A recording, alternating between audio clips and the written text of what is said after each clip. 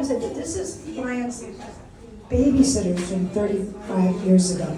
And they are all here to see me, but they didn't know Brian was going to come. So it's really a wonderful reunion for all of us. Well, shout out to my family from 30 years ago. Most of you know me, and most of you know me. My name is Claire, and as you can see by my face, I'm on Medicare. I'm sure you're saying to yourself, why in the world would a woman my age consider doing comedy? I got a lot of advantage over the younger comedians, because if they forget their material, they look like losers. And if I forget my material, I'm adorable. You know, as a baby boomer, I so miss that mask mandate.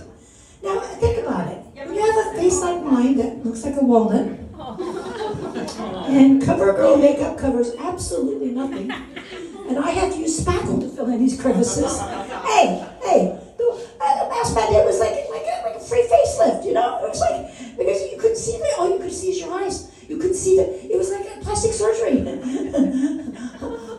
A gift from God. A reprieve from the ravages of old age. Because, ladies and gentlemen, when you get older, your body falls apart. Not only does it get wrinkly, it gets crepey. Let me show you this. This is all right. This is not on your bucket list, but wait till you see this. This is all going to happen to you. This crepiness. Okay, say, look. Sorry. That's horrible. Look at this. Wait. I've never seen this before. This side too? Oh no! What ho, says Shakespeare! With pernicious fly through my face! I feel like a Velociraptor. You know that dinosaur in Jurassic Park? You know? The one that kills Newman, Seinfeld's friend?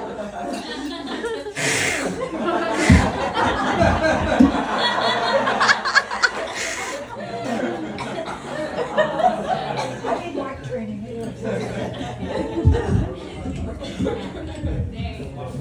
Oh dear, my Apple Watch just vibrated.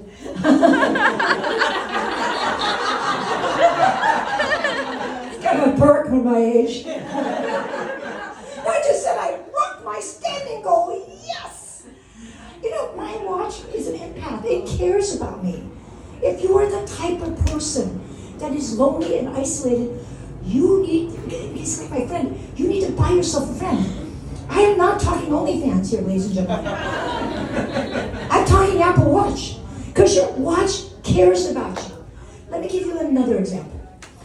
One day, I set my activity button to like 200% of my goal. And the next day, because I've got ADD, I left the watch at home.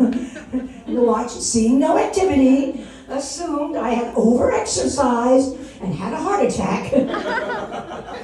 So I called 911. See, your watch cares about you. When the ambulance arrived, I played dead. What woman my age isn't going to appreciate two gorgeous paramedics manipulating her body?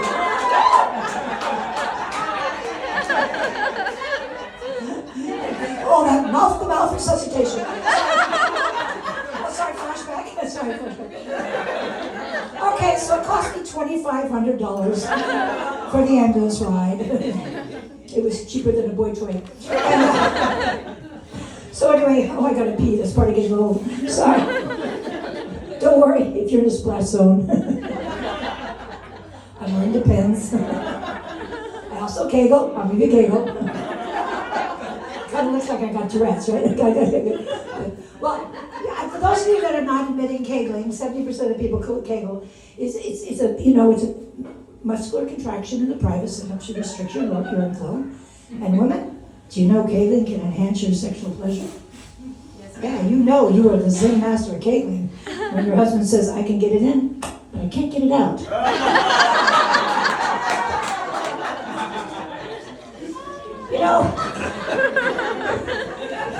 You know how I know I was getting old? When my wrinkles were so bad that the face recognition on my phone doesn't recognize me. So I'm just a sassy senior out there trying to shatter baby boomer stereotypes. I try to understand the millennials. I mean, you guys, you have made some serious, terrible life decisions. You have lost your grip on fashion. You people buy clothing with rips in it. You pay with ripped blue jeans. What are you thinking? What are you thinking? Pay money for ripped clothes? I would have loved to have been there at that fashion launch. Alors, this is Francine from Givenchy. Always fashion forward. I've been studying the homeless people. And we recognize unlimited trending potential in their fashion decisions. So we decided to launch our own homeless look. To that end, what we did is we acquired millions of skinny jeans, and then we put them in cages with Bengal tigers. Yes. One swipe of the paw, $100. Two swipes of the paw, $500. But a swipe in the buttocks, that's $1,000 because you get a sneak peek, if you know what I mean.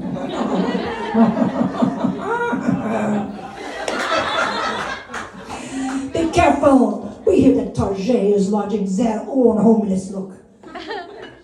They are not. They're cheap. They are not using Bengal tigers in a cage. They are using puppies in a pen. We feel this homeless look will be so successful.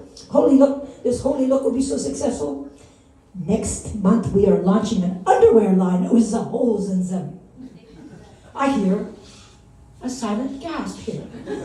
You asked for breathable underwear? We are bringing you breathable underwear. In fact, we feel this was so successful. Ultimately, we will just be selling the elastic bands. Premier breathable underwear. The other thing I don't understand. Oh, you know what? I forgot my in my purse my audiovisual age. Anyway, so also I don't understand this expression, this obsession with tattoos. Now I know a lot of you have tattoos, but have you ever thought of it? Tattoos are really they're oxymorons. They're art, but they're not art. Because real art, you sit in front of it, you think, you connect, and you reflect. But I need the paper too. So we'll bring that too. That's next. Art. You think, connect, and reflect. Like when I was sitting in front of the Mona Lisa, I thought, and I reflected, and I said, what in the world is causing that woman's creepy grin? Sorry. And then I connected. She was giggling. Think about it, really, seriously, she's giggling. I mean, one potty break and all of art history would have been changed. I mean, that's how it is. So but you can't do that to people's body art. You can't go up and think, connect, and reflect on people's body art. I tried it. I went to the Metropolitan Museum of Body Art, 24-hour fitness, and I saw this guy with a tapestry of tattoos all over his body, and I had to know his message. What was he trying to tell me? So I started following him. I guess I was stalking him. I don't know, but I went and I've been in this room, and I said, tell me your message. What is your message for me? My message? Do you see where you are? You're in the men's restroom. I'm taking a piss, huh? My message is get your ass out of here. But I couldn't go without taking a picture of his privates because he had a tattoo on it. And I thought he was like really gross because it said mom. I know. But you know what? He was a thinker. Because coming at you, it reads wow. The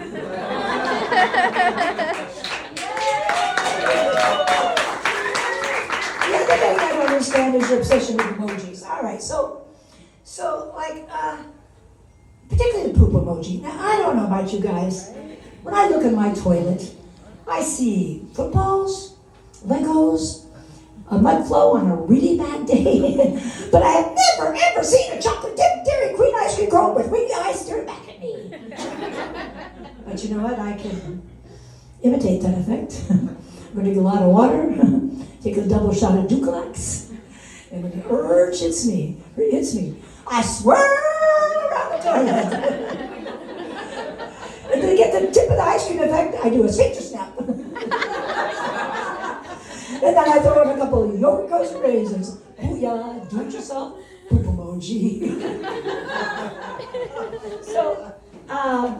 So I tell you my ADD is really bad. And you know, ADD gets such a bad rap. Because for every one positive, I mean, one negative, there's 10 positives. Like, I'm energetic, I'm enthusiastic. I'm like the Energizer Bunny on crack cocaine.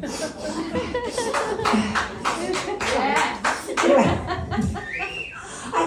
but I said to my husband, because you know the negatives can destroy your life, and I said to my husband, and they all know, I said to my husband, I said, why do you stay with me?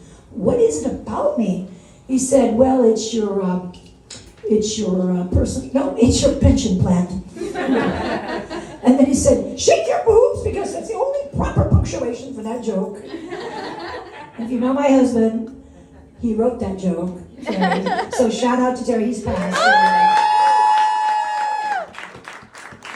Well, to tell the difference between my husband and I, you just have to look at our sock drawers. You look at my husband's sock drawers, they look like little tin soldiers that stand up to salute them in the morning, color-coded. Good morning, sir! What should we be wearing today, sir? Will it be the no-show, sir? Or the OTC, sir?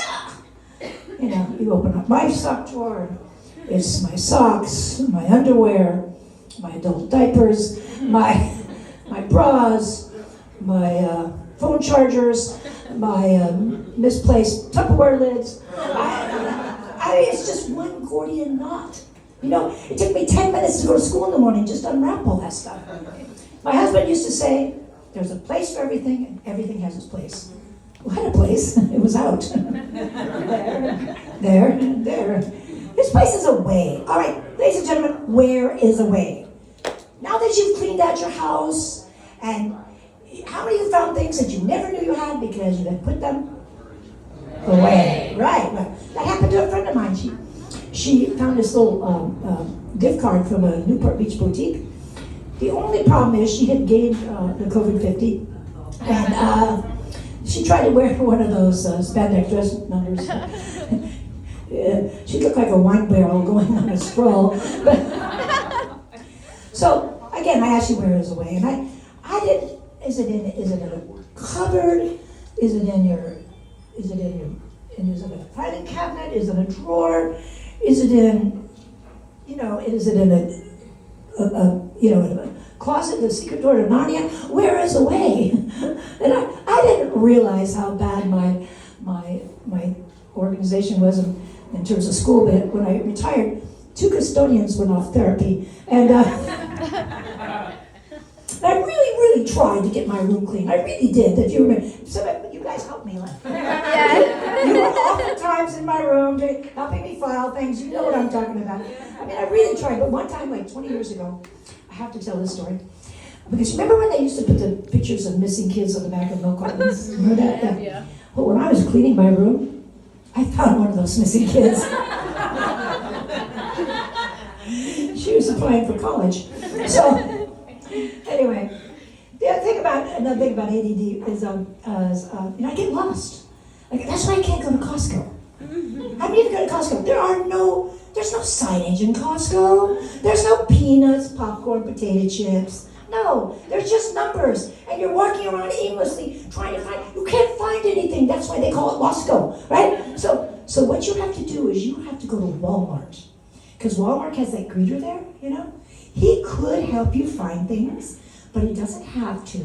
Because you know what? They hire retired USC cheerleaders on Medicare to give you directions. It looks like this.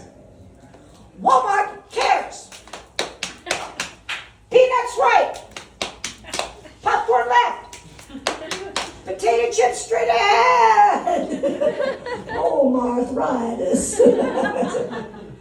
So anyway, so I went to 22andMe, and I'm trying to find out more about myself, and I know it's 22andMe. I know you guys are thinking 23andMe. Well, I got a Groupon. And found out that I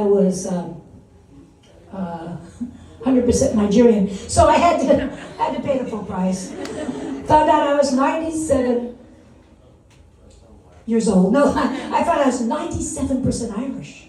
I said, thank God. Thank God be Jesus. All these years I've been thinking I'm bipolar. Because I have this inner monologue that speaks to me in the brogue. Like, when you don't laugh enough at my jokes, it's saying, if you'll not be laughing at my genius jokes, I'll be unleashing a lot of leprechauns. And they'll be climbing up your buttocks, looking for things your proctologist never could find. Now, the people that are laughing have endured the pain. Those that have not laughing means that you're under 40, you have no idea what I'm talking to. It's not your fault. There was no proctology booth at your high school career day. There was nobody there saying, hey, you want to work with assholes? Have I got a job for you? It's my only swear word. I have to say it once. Anyway, so I'm Catholic. I'm an Irish Catholic. I mean, from Wisconsin. In the name of the Father, the Son, the Holy Green Bay Packers. My first steps as a baby were 10 yards out and cut to the yard right. I used to love to play football when I was a little girl. I mean, my gender identification was tomboy. Now you have all these letters, L, G, B, Y, Q, Q, X, Y, and Z. Ladies and gentlemen, I am not making fun of people's gender decisions. It's just you have too many letters, and I can't remember them. And in fact, I can't remember my Google password. It's my birthday. So you see, it's a real tough thing for me. So I used to play this game called Shirts and Skins. Some of you know Shirts and Skins? Yeah. Okay, yeah. So until my mother called me and says, Claire, you'll not be playing that Shirts and Skins anymore. Look at your breast. It's swelling. I said, Mom, I got the football wrong. I said, Mom, no, no, darling, think about it. This is a glorious moment in your life. It's called puberty. Any day now, that swelling will grow into lemons. But if you look at me, you'll notice that God has blessed me. And maybe they'll grow up into cantaloupes. And so my mom's turning my body was turning my body into a fruit basket. But you know what? Puberty was so hard for parents. They didn't know what to do. So they leave it up to the state of California for sex education, right? So it's taught by the boys in one room, girls in another, in the girls' room, and the nurse says, she did a Disney movie. Walt Disney presents Puberty and the 7 Menstrual Cycles. Mean, moody, miserable, nasty, ugly, and bitchy. I mean, it was just.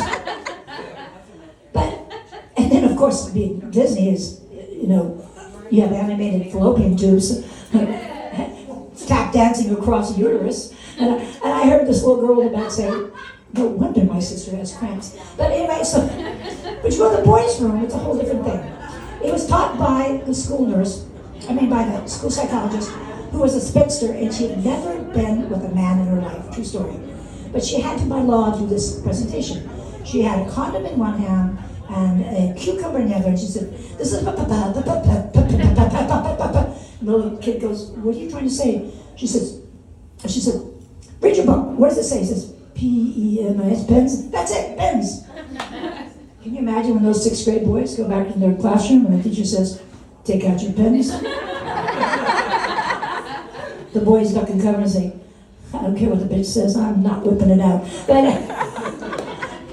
So I'm trying to be more like a millennial.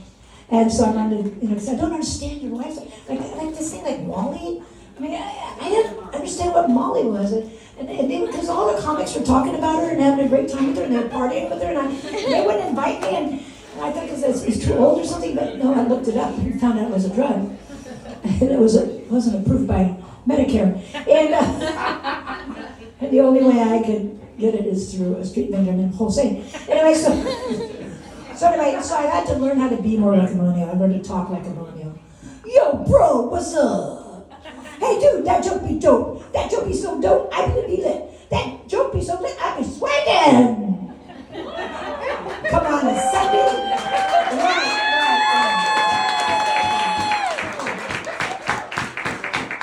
A 77-year-old woman did millennial speak, and thank God you applaud. Because you've heard about comics dying on stage? I could. And in fact, he just gave me the light. Going to the light takes a whole new meaning from my perspective. In fact, when people say, that's my time, usually they call 911. Ladies and gentlemen, that's my time. Thank you very much.